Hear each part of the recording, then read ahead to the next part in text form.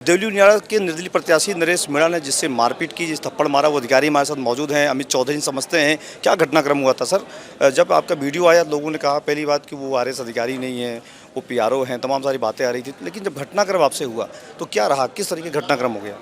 हाँ, मुझे करीबन 10 बजे के करीब जो मेरे जिला कलेक्टर महोदय हैं उन्होंने वहाँ पे एरिया मजिस्ट्रेट के लिए भेजा था, क्योंकि वहाँ पे कुछ बाइकआउट टाइप कुछ चीज़ें चल रही थी।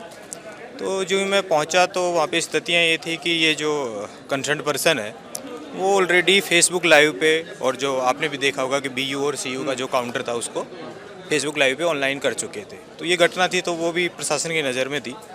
तो जब मैं वहाँ गया तो वो पूरा जो बूथ का जो रास्ता था वो पूरी तरीके से बंद कर रखा था।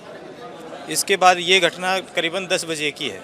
तो उसके बाद अचानक से 12:05 पे मैं और जो वहाँ पे कंसर्न जो तहसीलदार थे वो बूथ के अंदर लोकेशन के अंदर बैठे थे, और करीबन उस टाइम मौके पे करीबन 100 के करीब का जाब्ता रहा होगा, जिसमें 2 एडिशनल एसपी साहब भी थे, और जहाँ तक मुझे याद है 2 डिप्टी एसपी और 3 एसएचओ, और करीबन काफ़ी वहाँ पे जाब्ता भी था।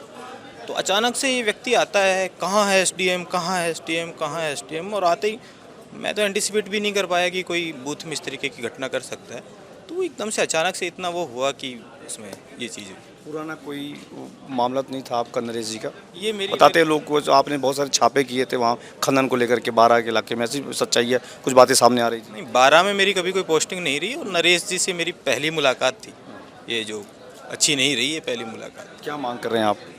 अब मांग जो एसोसिएशन ने जो रखी है उसकी गिरफ्तारी तो हो ही चुकी है, तो कार्रवाई अच्छी हो, और जो भी नियमानुसार जो भी कार्रवाई एसोसिएशन के माध्यम से, आपने देखा कि पहली बार एसोसिएशन ने भी इतना मजबूती से कदम इसमें रखा है, और सब लोग इतने एक साथ, सभी कर्मचारी संगठन, अधिकारी संगठन इसमें एक साथ आए हैं, तो काफ़ी अच्छा एक लग रहा है कि जो पहली बार कार्रवाई हो रही है।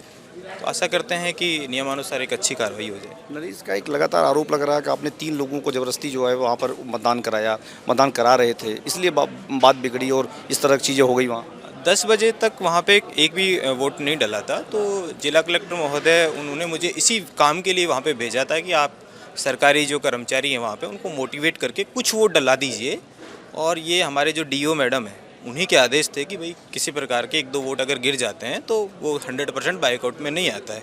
तो मैं तो केवल अपने सरकारी आदेशों की पालना कर रहा था, इसके अलावा मेरा कोई विशेष कोई वो नहीं था। और जो तीनों लोग डाले भी थे तो उसमें से एक तो कोई टीचर था, एक कोई आंगनवाड़ी कार्यकर्ता था, और एक उसका हस्बैंड था। तो वो तो वहाँ पे दूसरे भी जो पदाधिकारी जो वहाँ पे बूथ पे थे तो उनको भी सारी चीज़ें थी सब।